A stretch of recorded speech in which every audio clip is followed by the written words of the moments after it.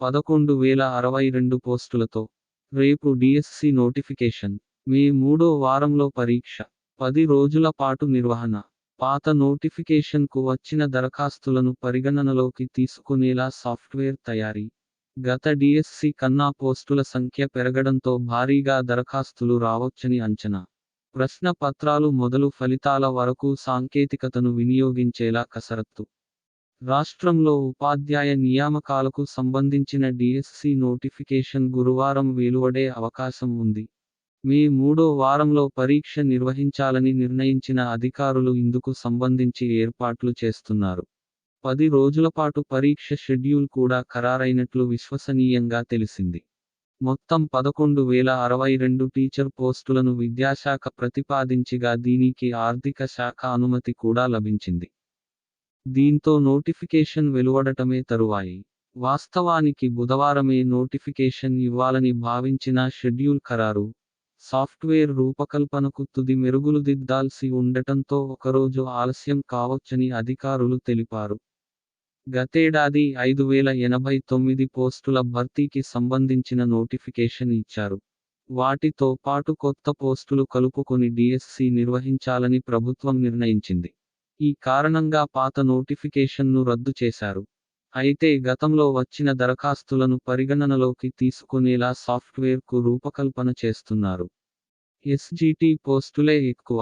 విద్యాశాఖలో మొత్తం 21,000 టీచర్ పోస్టుల ఖాళీలున్నట్లు లెక్కగట్టారు.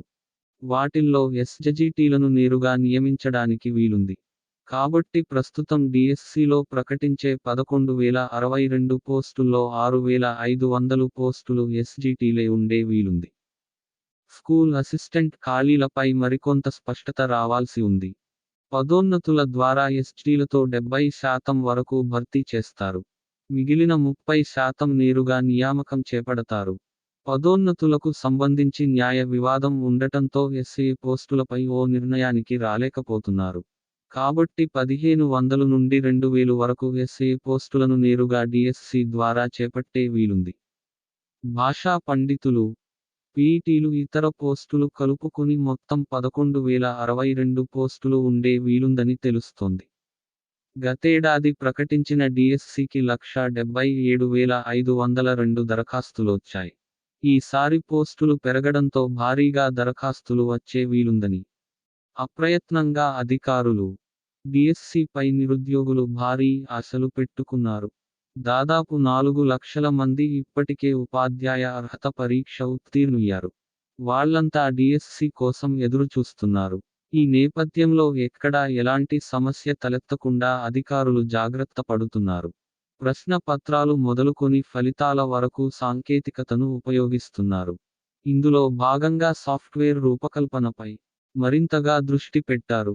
పాస్వర్డ్, ఆన్లైన్ వ్యవస్థ భద్రతాంశాలను ఉన్నతాధికారులు సమీక్షించారు. సాంకేతిక విభాగంలో ప్రైవేట్ సంస్థల పాత్ర ఉండటంతో అప్రయత్నంగా ఉండాలని ఉన్నతాధికారులు విద్యాశాఖ సిబ్బందిని ఆదేశించారు. కీలక పాత్ర పోషించే అధికారులు ప్రతి అంశాన్ని పరిశీలించాలని ప్రభుత్వం నుంచి ఆదేశాలొచ్చాయి. Thanks for watching KSK winners YouTube channel. ఇలాంటి మరిన్ని వీడియోస్ కోసం నా ఛానల్ని సబ్స్క్రైబ్ చేసుకోండి. ప్రక్కనే ఉన్న బెల్ ఐకాన్ని ప్రెస్ చేయండి. మీకు వీడియో నచ్చితే ఒక్క లైక్ చేయండి. Thank you so much.